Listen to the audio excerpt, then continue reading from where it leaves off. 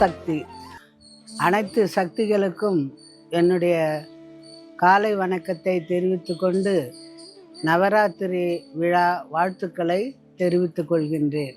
நவம் என்பது 9 ராத்திரிகள், அடுத்தது மகிடாசுரனை வதம் செய்தல் ஆகிய ஒரு நாளையும் சேர்த்தால் 10 நாட்கள் அம்மன் கோயில்களில் மிகவும் விசேஷமாக இருக்கும். அம்மனுக்கு அழகான அலங்காரங்கள் செய்து அருமையான பிரசாதம் படைத்து கொலு வைத்து பெண்கள் வீட்டிலையும் கோயில்கள்லேயும் அந்த கொலுவை பார்த்து சந்தோஷப்பட்டு அந்த 10 நாட்களையும் தங்களை மறந்து தெய்வத்துக்கு என்ன அலங்காரம் செய்யலாம், என்ன பிரசாதம் செய்யலாம், பூ அலங்காரம் செய்யலாம் அப்படின்ற ஒரு நினைவோடவே இருக்கக்கூடிய சிறப்பான ஒரு நாள் நவராத்திரி. நவராத்திரின்னா போன வருஷம் பார்த்திங்கன்னா சப்த கன்னியர்களை ஒரு கான்செப்டாக வச்சு எங்களுக்கு தெரிஞ்ச வரைக்கும் நாங்கள் செய்தோம் அலங்காரம். இந்த வருஷம் நவகிரக நாயகிகளை கான்செப்டாக வச்சு செய்ய போகிறோம். நேற்று அமாவாசை ஞாயிற்றுக்கிழமையாக இருந்தது, அமாவாசையாக இருந்தது, அகண்டம் ஏற்றப்பட்டது. ரொம்ப கூட்டம் அதிகமாக இருந்தது. மக்கள்லாம் மகிழ்ச்சியாக அம்மனை பார்த்து தரிசனம் பண்ணிவிட்டு எண்ணெய் ஊற்றிட்டு போனாங்க. அதே போல் 10 நாட்களும் அம்மனை தரிசிக்க பக்தர்கள் வருவார்கள். இந்த நவராத்திரியில் ஒவ்வொரு நாளிலும் அந்த தெய்வத்தினுடைய மகிமை என்ன, அதனுடைய வரலாறு என்ன, இதை பற்றிலாமும் கொஞ்சம் நம்ம தெரிஞ்சுக்கணும். இன்றைக்கு முதல் நாளான திங்கட்கிழமை இந்த நலம் தரும் நவராத்திரி நாளில் அன்னை ஆதிபராசக்தி சந்திரனின் அம்சமான சக்தி ரோகிணி தேவியாக எழில்கோலம் பூண்டு அருள்பாலித்து தரிசனம் தருகின்றாள். சுயம்பு அன்னைக்கு மஞ்சள் காப்பு அணிந்து சுயம்புவை நாம் அலங்காரம் செய்திருக்கின்றோம். இன்றைக்கி கோயிலில் பார்த்திங்கன்னா எங்கே பார்த்தாலும் அதர்வன பத்திரகாளி, அடுத்தது இந்த கோயிலை சுற்றி இருக்கக்கூடிய சுற்று தேவதைகள் எல்லாருக்குமே தாலி கயிறில் அலங்காரம். கோயில் எங்கே பார்த்தாலும் ஒரு மங்களகரமாகவே இருக்கிறது. ரோகிணி தேவியினுடைய வரலாற்றை பார்க்கும்போது, அதாவது மகாபாரதத்தின்படி ஞான சக்தி கொண்ட ரோகிணி தேவி தட்சனின் மகளாக பிறந்து வசுதேவரின் முதல் மனைவியாகவும் பலராமன் மற்றும் சுபத்திரையின் தாயாகவும் கருதப்படுகின்றார். ரோகிணி நட்சத்திரம் சொல்லும்போது அந்த ரோகிணி தெய்வத்தினுடைய நிறம் சிவப்பு தேவி என்று அழைக்கப்படும். ரோகிணி மாதா இன்றைக்கு பார்த்திங்கன்னா ஒரு மான், கிளைமானுடைய வாகனத்தில் அமர்ந்து இருக்கிறார்கள்.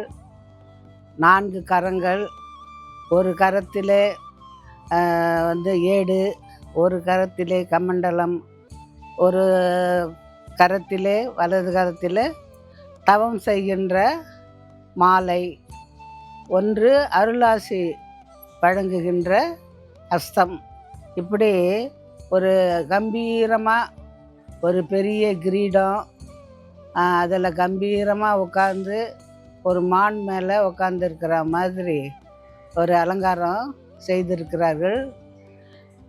அதாவது அம்மனை தரிசித்தால் நமக்கே தெரியாமல் ஒரு புத்துணர்ச்சி, ஒரு செழிப்பு, பயப்படாத ஒரு தன்மை. இப்போ தெய்வத்தை பார்த்தாவே நமக்கு ஒரு உணர்ச்சி வருது இல்லை? இந்த மாதிரி தெய்வம் இவ்வளோ கம்பீரமாக இவ்வளோ ஆற்றலோட ஒரு காலை மடக்கி ஒரு காலை சற்று நீட்டி அந்த உட்கார்ந்துருக்கிற கம்பீரமே நமக்கெல்லாம் ஒரு வாழ்க்கையில் ஒரு தெம்பை கொடுக்கக்கூடிய அளவுக்கு அந்த காட்சி அமைந்திருக்கின்றது. இந்த வசீகரத்தன்மை தான் இந்த ரோகிணி நட்சத்திரத்தினுடைய சிறப்பு அம்சம். ரோகிணி தேவியை வழிபடும்போது நமக்கு இருக்கின்ற கவலைகள், சோர்வு இதெல்லாம் நீங்கி ஒரு உற்சாகமான ஒரு சூழலை ஏற்படுத்துகின்ற பாங்கு அந்த தேவியிடம் பார்க்கலாம். பசுக்களுக்கெல்லாம் நட்சத்திரங்களுக்கெல்லாம் தலைவியாகவும் பசுக்களின் தெய்வமான சுரபியின் அவதாரமாகவும் கருதப்படுகிறாள். இந்த ரோகிணி தேவி கடும் வெம்மை போன்ற கர்ம வினைகளை நீக்கி, அதாவது கடும் வெம்மை போன்றன்னா நம்மால் தாங்க முடியாத ஒரு வெப்பம் இருந்தால் எப்படி நம்ம தவிச்சு போயிடுவோமோ, நமக்கு ஏதாவது குளிர்ச்சியாக தேவைப்படும். அந்த மாதிரி நம்முடைய கர்ம வினைகளில் இருக்கக்கூடிய அந்த தாக்கத்தை, அந்த வெம்மையை நீக்கி நமக்கு வாழ்வில் ஏற்றத்தையும் குளிர்ச்சியையும் தர வல்லவள். சுயம்புக்கு மஞ்சள், நான் சொன்னேன் மஞ்சள் காப்பு, கோயிலே ஒரு மங்களகரமாக எங்கே பார்த்தாலும் அம்மன்களுக்கு தாலி கயிறிலேயே வந்து அலங்காரம் செஞ்சுருக்குறாங்க. இதெல்லாம் பார்க்குறதுக்கு ரொம்ப நமக்கெல்லாம் கொடுத்து வச்சுருக்கணும். வருஷத்தில் ஒரு நாள் இது மாதிரி தெய்வங்களுடைய வரலாற்றை படிப்பதிலும், அவர்களை அழகுபடுத்தி பார்ப்பதிலும், அவர்களுக்கு அன்னம் ஊட்டி பார்ப்பதிலும் நாம் மற்றற்ற மகிழ்ச்சி அடைய வேண்டும். அப்போல்லாம் நவராத்திரின்னா அம்மா வந்து அருள்நிலையிலேயே போய் பக்தர்களை தேர்ந்தெடுத்து பக்தர்கள் கூட்டத்திலே போய் நீ வா நீ வா நீ வா என்று அவங்களே அந்த ஆத்மாக்களை தேர்ந்தெடுத்து கொண்டு வந்து அகண்டம் ஏற்றுவார்கள். ஆனால் அம்மா இல்லாத இந்த நாளில் அவங்க சொல்லி கொடுத்துட்டு போன வழிமுறைகள் தான் நம்மால் பின்பற்ற முடியுது. எங்களுக்கு தெரிந்த அளவு நாங்கள் செய்து வருகின்றோம். இந்த நவராத்திரி விழா மேலும் மேலும் ஒவ்வொரு நாளும் சிறப்பாக இருக்கும். நீங்கள் தினமும் இந்த விழாவினுடைய விளக்கத்தையும் இந்த அம்மனுடைய அழகையும் அருளாசியையும் பெற்று நீங்கள் சிறப்பாக வாழ வேண்டும் என்று நான் கேட்டுக்கொள்கின்றேன். அடுத்தது ஒரு சின்ன கதைன்னு சொன்னால், ஒரு காட்டில் ஒரு குரு வந்து சீடர்களுக்கு பாடம் போதித்து கொண்டிருந்தார். அந்த வழியாக வந்து 2 மனிதர்கள் வந்து எங்களுக்கும் இந்த போதனைகளை போதித்து எங்களுக்கு அருள் புரியுங்கள் என்று அந்த 2 மனிதர்களும் கேட்டுக்கினாங்க. அப்போ கூட இருந்த சீடர்கள்லாம் சிரிச்சிட்டு, நாங்கள் எவ்வளவு குருகுலத்தில் பயபக்தியோட குருக்கு வந்து சேவை செய்து அவரிடம் ஆசி பெற்று நாங்கள் கல்வி கற்கின்றோம், நீ பாட்டு நடைபாதையாக வந்து போதனையை கேட்குறிய, எப்படி நீ இதை புரிஞ்சுக்குவ, இதை சொன்னால் உனக்கு விளங்குமா விளங்காதா அப்படின்னு சொல்லிட்டு ஏளனம் பண்ணி சிரிக்கிறாங்க சீடர்கள்லாம். குருவும் சொல்கிறாரு, உனக்கு அவ்வளோ சீக்கிரத்தில் இவங்கெல்லாம் பாரு, பெரிய வசதியான அரச குடும்பத்தை சேர்ந்த பிள்ளைகள், இவங்க வந்து இங்கேயே தங்கி குருகுலத்திலேயே வாழ்க்கையை நடத்தி பாடங்களை எல்லாம் கல்விகளையும் வித்தைகளையும் கற்றுக்கொண்டு செல்கிறார்கள். ஆகையால் நீ எப்படி உடனே வர போக்கில் எப்படி கற்றுக்குவ அப்படின்னு சொல்லி கேட்குறாங்க. இல்லையா, நீங்கள் அந்த பிள்ளைகளுக்கு சொல்லிக் கொடுக்கும்போது நாங்கள் மறைஞ்சிருந்து எல்லாத்தையும் கேட்டுன்னு தான் இருந்தோம், ஓரளவுக்கு எங்களுக்கு புரியுது நீங்கள் சொல்கிறது, அதனால் நீங்கள் சொல்லி கொடுங்க, நாங்கள் புரிஞ்சுக்கோன்றாங்க. சரி, அப்போ அதாவது ஒரு வேலை கொடுக்குறேன், அந்த வேலையை யார் முழுமையாக செய்து வரீங்களோ அவங்களுக்கு போதனை கொடுக்குறேன் அப்படின்னு சொல்லி சொல்கிறாங்க. அப்போ வந்து அந்த குரு சில பூ விதைகளை வந்து 2 பேருக்கும் சமமாக பங்கிட்டு கொடுத்து, இதை எடுத்தும் போய் நீங்கள் விதைச்சி அது செடியை உருவாக்கி அதில் மலர்கின்ற பூக்களை கொண்டு வந்து எனக்கு கொடுங்கள் என்று சொல்கிறாரு. 2 பேரும் சந்தோஷமாக வாங்கிக்கின்னு போகிறாங்க. இது என்ன பெரிய விஷயம், நான் வந்து செடி தானே, அதை மண்ணில் போட்டால் வரப்போகுது, வளரப்போகுது, பூ பூக்க போகுது அப்படின்னு எடுத்துன்னு போகிறான். முதல் ஆள் போய் விதைக்கிறான், 2வது ஆளும் விதைக்கிறான். 2 பேரும் ஒரு நாள் திரும்பி வர்றாங்க. திரும்பி வந்து குருவை பார்க்குறாங்க. அதில் முதல் ஆள் என்ன பண்ணுறான், 3 பூ எடுத்துகிட்டு வரோம். 3 பூ, என்னப்பா இது, நான் அவ்வளோ விதை கொடுத்தேன், நீ 3 பூ எடுத்துன்னு வரோம். நான் போட்ட சாமி, அதில் வந்து பாதி மழையில் அரிச்சு போயிடுச்சு, பாதி வந்து முளைக்கலை, பாதி பூச்சி அரிச்சிடுச்சு, எல்லாம் போய் எஞ்சி இந்த 3 பூ தான் இருந்தது, அதனால் இந்த 3 பூவை கொண்டாந்தேன் அப்படின்னு சொல்கிறான். அடுத்த வருஷம் ஒரு கூட நிறைய அழகான பூக்களை கொண்டாந்து கொடுக்குறான்.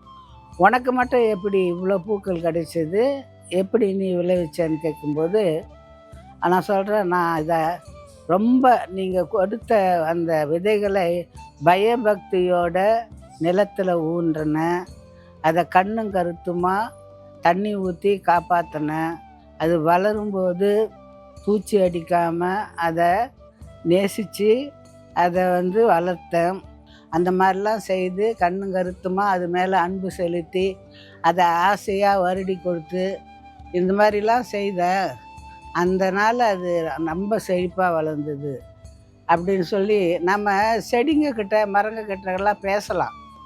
பேசினா அதுங்களுக்கு ஒரு சந்தோஷம் ஏற்படும். அதுங்களை தடவி கொடுத்தாவே நம்முடைய கை உணர்வு அதன் மீது படும்போது அதுக்கு ஒரு விதமான தெம்பு ஏற்படுன்றது நேச்சுரலாகவே இருக்குது. நீங்கள் தொட்டாசினிங்கின்ற ஒரு செடியை பார்த்தீங்கன்னா நம்ம கை தொட்டோம்னாவே அது சுருங்கி போயிடும். அப்போனா அந்த உணர்வு இருக்குது இல்லையா? அதனால் நான் உண்மையான உணர்வோடும் பாசத்தோடும் அன்போடும் அவற்றை வளர்த்தேன். அதனால் எனக்கு நிறைய கிடைச்சிது அப்படின்னு சொல்கிறார். அப்போ குரு சொல்கிறார், இதுதான் வாழ்க்கை. நீ ஏனோ தானோன்னு வாழ்ந்தீன்னா உன் வாழ்க்கை நல்லா இருக்காது. நீ கண்ணும் கருத்துமா அன்பு பாசம் நல்ல அறிவோட நல்ல பழக்க வழக்கங்களோட வாழ்ந்தினா உன் வாழ்க்கை சிறப்பாக அமையும். அது மாதிரி தான் இந்த செடிகளும் உங்களுக்கு பலன் கொடுத்துருக்குது. இதே நல்ல முறையில் நடந்தீங்கன்னா உங்களுக்கு நல்ல பலன்கள் கிடைக்கும்.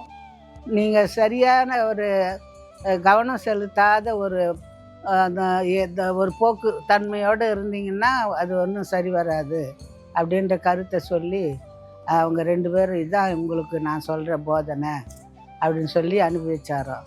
அதனால் வாழ்க்கையில் கண்ணும் கருத்துமாக இருக்க வேண்டும், உண்மையாக உழைக்க வேண்டும், பாசம் பாசம் காட்டுறவங்ககிட்ட பாசம் காட்டணும், பகையை வளர்த்து கொள்ளக்கூடாது, உண்மையை பேசணும், உழைக்கணும்.